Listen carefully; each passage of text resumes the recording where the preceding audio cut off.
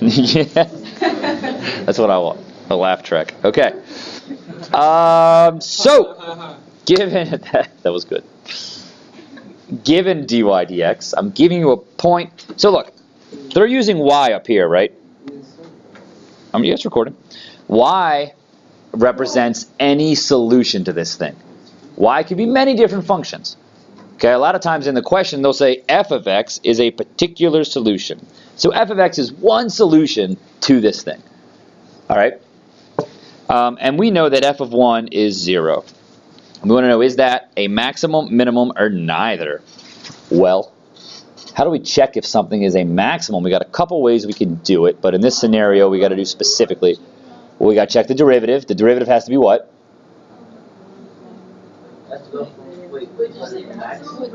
Max or min. The derivative just has to be 0 or undefined. That's how maxes happen, when the derivative is 0 or undefined. Look, if you had a max or a min, it doesn't really matter. The graph's either flat at that point, or it's a corner or something up there. Okay, the only way you can get a max or min is if the derivative is 0 or undefined. Could it be a min if it's 0? Huh? If it's 0, it could be a min. Yeah, it could be a min. Yeah. Oh. Yeah, but I'm saying, like, so the question is it a max or a min or neither? The first thing you need to check is the derivative 0 or undefined? Okay? And we did last year, we made number lines and everything for that, but you can't do that when you've got like an extra y floating around. So the second way I gave you, aside from the number line, which works out a lot of the times, is you check the concavity. If you know the derivative is 0 and it's concave down, then that must be a maximum, right? If the derivative is 0 and it's concave up, that's going to be a minimum. That's how we check a question like this. This is going to pop up in series as well. Okay? So, the first thing we check is the derivative 0 at this point? Is the derivative 0 at the point 0, 1? I mean 1, 0, I'm sorry. It's not 0, right? It's negative 1. So the answer to this question would be neither. Oh my God. Neither, since dy dx at the point 1, 0 equals negative 1. What's up? Did you put f prime of 1 is negative?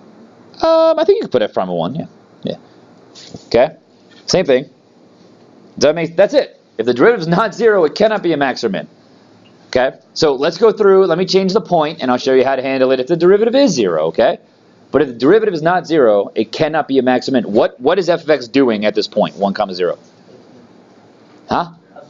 It's decreasing. It's decreasing, yeah, it's going, headed downward, yeah. Okay, what's up? You want to plug in negative 1? I want to plug in negative 1. To that or the derivative of that? I'm not plugging negative 1 in anywhere, man. I mean, sorry, plugging in 1. I plugged in 1 for x and 0 for y into the derivative. That function. What are you asking me here? I'm not. So you said, yeah. Unpause.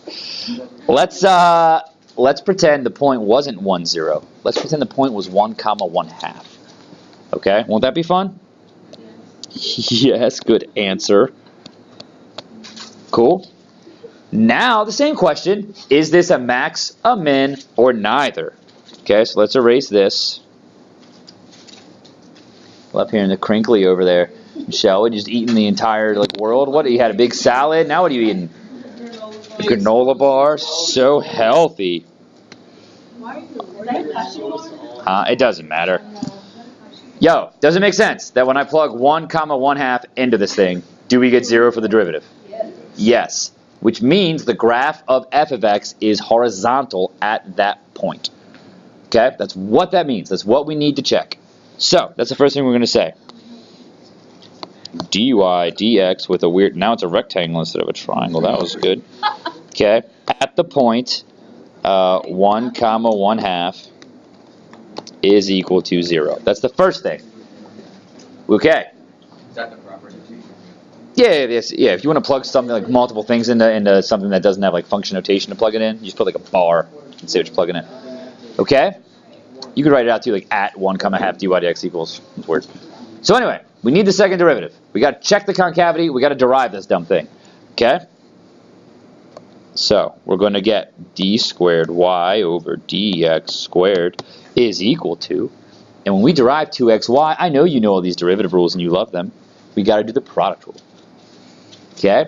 When we derive 2x times y, we're going to look at that as 2x times y.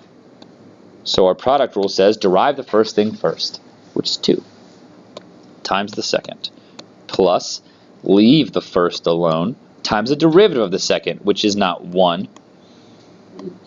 It's dy dx. It's the derivative of y with respect to x, minus the derivative of 1, which is 0. Okay? That's our second derivative. I need to know if this is positive or negative because that tells me the concavity. Okay? So all we're going to do is plug our dumb point in, 1/2 comma 1. When I plug in 1/2 comma 1, 1 comma 1/2, getting that backwards, we are going to get 2 times 1/2, that's 1, plus 2 times 1 times dy dx. But what was dy dx at this point in particular? It sure was 0. So this just equals 1, which is greater than 0. It means f of x is concave up. You don't need to explain all this. Okay, you got to show that you found the first derivative was 0 and the second derivative was positive, and then we're going to write like a little tiny sentence. I'll write it over here.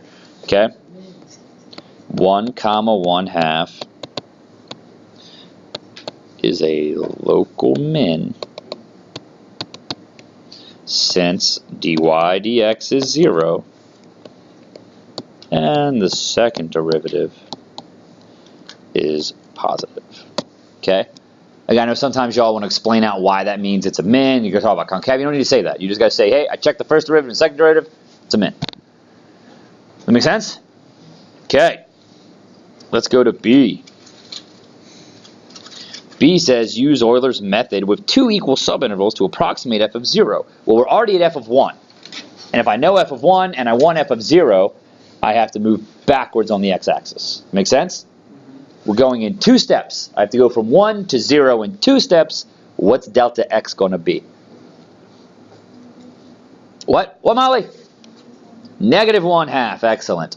Okay? That's the first thing you want to figure out when you're doing either a Riemann sum on like an interval you're chopping up, or Euler's method. Okay? So I know delta x for this entire problem is negative 1/2. And then we're going to make that table up I showed you guys. That's all. We're doing 2 steps. 0 steps, 1 steps, 2 steps. We're going to have an x sub n. We're going to have a y sub n. We need to know what's the slope at each of these points. And I need to know how much is y changing each time. And you don't have to write this, but I like to write it just so y'all remember. That change in y is just dy dx times change in x. Okay, our first point was 1, 0. Let's just get the x values out of the way. What's my second x value? Very good, 1/2. And my third x value will be 0. Because I'm going from 1 back to 0 in 2 steps. Is that okay? You know what, matter of fact, I probably wouldn't even write delta x over here. I'd write in what it was. Negative 1/2. It's okay? So, dy dx at 1 comma 0, which we got to find up here. We already did that in the other part, remember? Is what, 1? Negative 1? Oh yeah, because 0 minus 1. Negative 1. Which means the change in y is positive 1/2.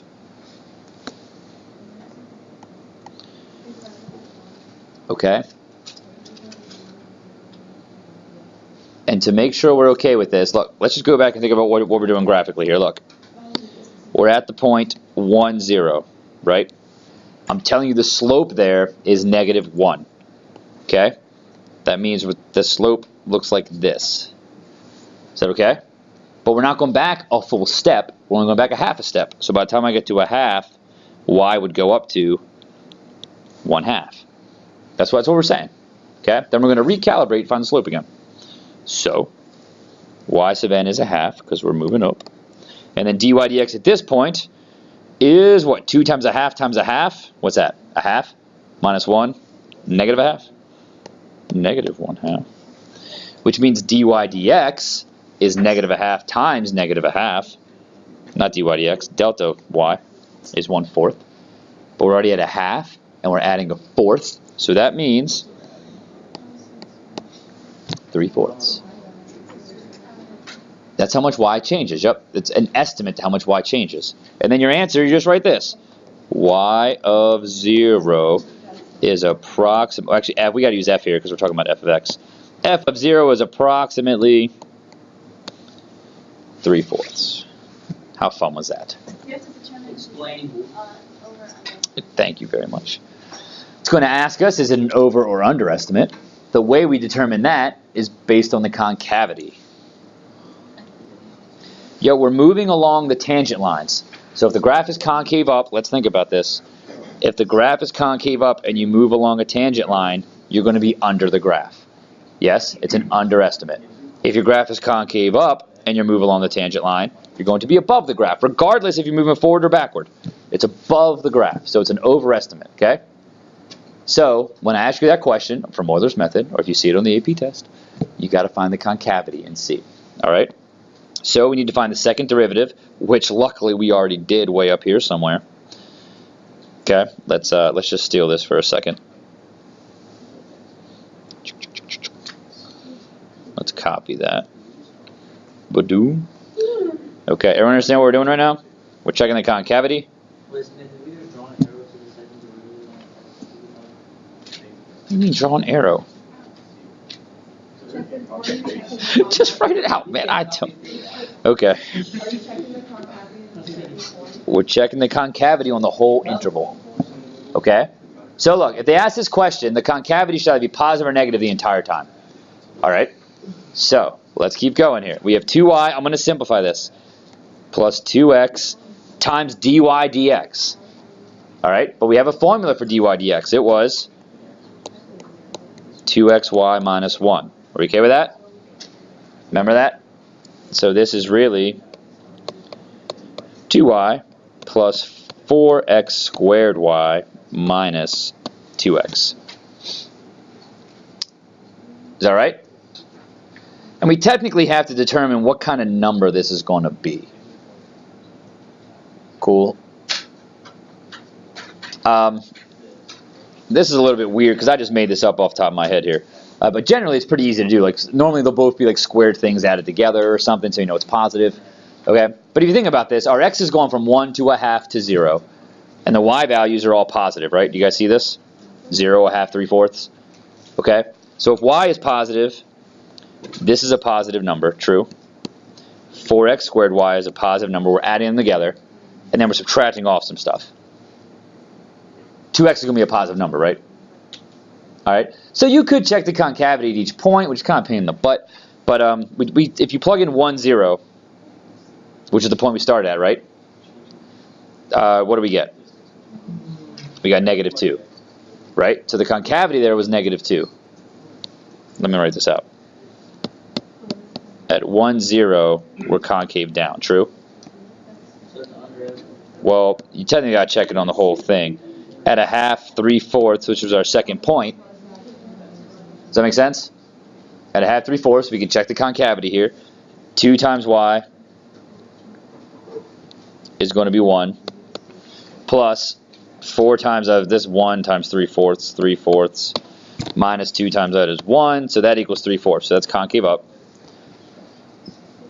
Is that okay? Yeah. What's up? I can't hear you, Molly. Oh, 1/2, 1/2. Sorry. The next one was 3/4. Cool. So this is not this. Oh, I messed that all up anyway. Good God. That's a 1, right? This is a half. Minus 1. Either way, still positive there. True? Okay. And at the point, what was the point? 0, comma... 3/4? Yeah. Well, no, I'm checking the second derivative. At 0, 3/4, this is 3/2 plus 0 minus 0, so also positive. Okay. Again, if I thought this through better and made a better question, like this would have been easy to see that it's like always positive or something like that. Okay? Does that make sense? So I know we got it negative here, but let's just pretend it was like an always positive thing for us, okay? Let's say they're all plus, plus, plus. Okay, trust me, it should be a very obvious thing. The answer to this is going to be no, because it's concave up and then concave down. So it's hard to tell. Yeah, you want to know the sign of the second derivative on the whole interval. But again, like I'm telling you, it's always going to be like 2 times x times y, and they'll always be positive or something. Okay? It'll be easy to tell. But I'm going to pretend that it's always concave up. So our answer to that question is going to be, it's an underestimate. You with me here?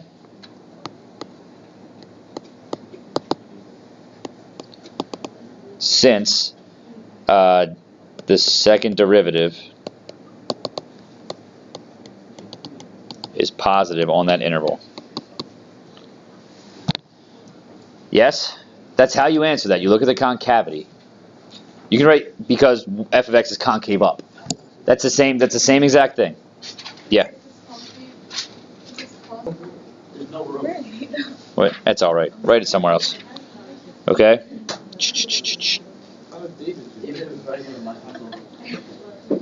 Okay. Maybe this is all.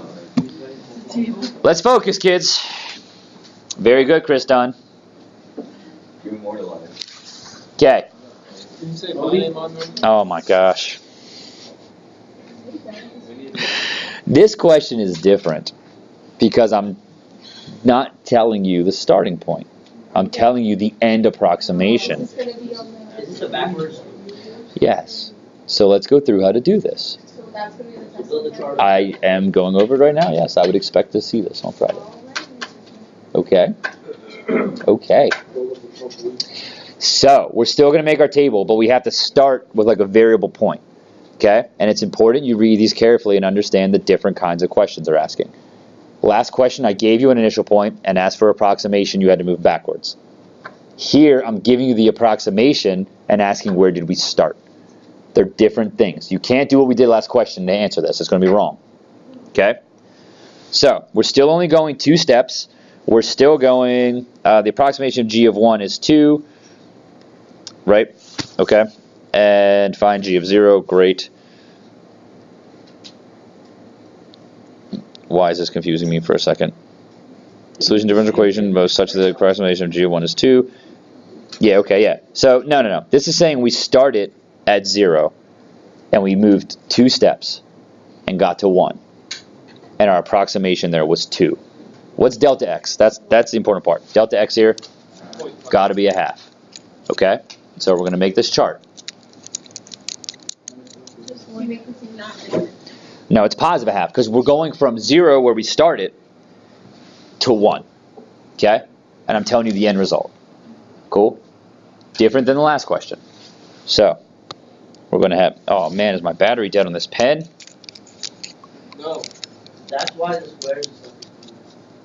That's why what's coming out? The squares and stuff. No, that's not. You're wrong. I'm wrong. Not everything is fine. Okay. We're going to have x sub n. We're going to have y sub n. We're going to have dy dx. And we're going to have delta y. Follow along here. We know now the end of the table. We know that when x is 1, y is 2. That's our approximation. Okay? We also know the initial x value was 0. Which means the y value on the first step, or the x value on the first step has to be 1/2. Is that okay? I don't know what my initial y value was, so guess what I'm going to make up? X. Well, I wouldn't use x because we're using x. W. I'm going to call it b for best friends. Good. Just like we are. That would be BF. Okay? B. And what we're going to do is go through this whole process, and it's going to give us an equation for b. Okay? That's what we're going to do. At the point 0, comma b, what's the slope of this thing? What's the derivative? Same as has been the whole question. -1. It's -1. Kaboom. If the slope is -1, what's the change in y? -1/2. -1/2. Because we're doing, again, the slope times the change in x. So it's -1/2. Which means what should my y value be in the first step there? B minus 1/2. b minus 1/2. That's not too bad, right? And then we calculate the slope again. So let's write this out. It should be 2xy minus 1, right? Yes. If you just have 0 and b, how do you know that the derivative was I plugged in 0 and b to the derivative. Oh yeah, because 0 is on the b. Okay. Now I'm plugging in a half comma b minus a half into the derivative. I'm going to get 2 times a half times b minus a half minus 1. Do you see what's going on? I plug in the x value and the y value. I'm just doing what it says to do. B minus 3. Okay, that's going to give me b minus a half minus 1.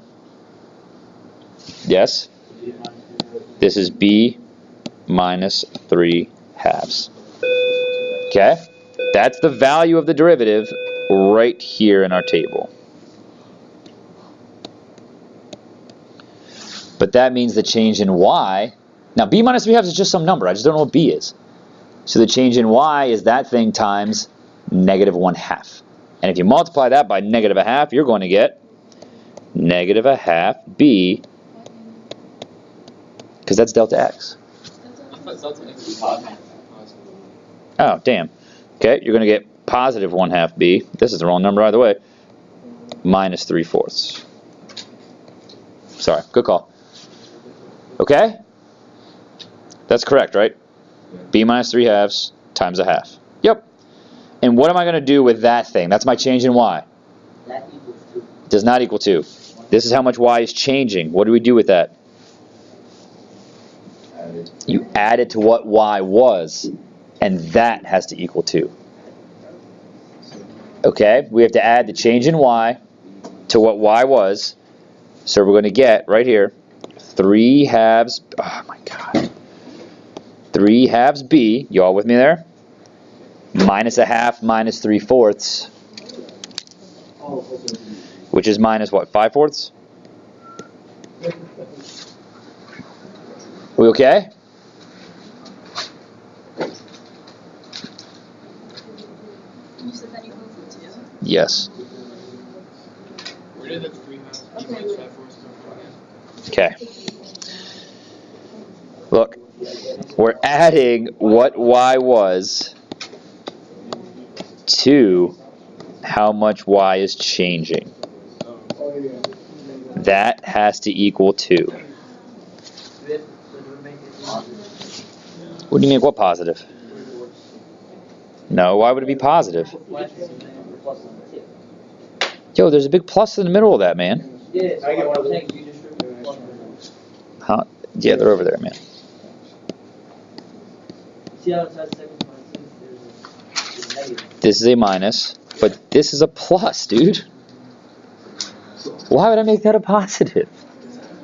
I'll trip it. What? We're going to add 5/4 to 8/4, which is 13/4.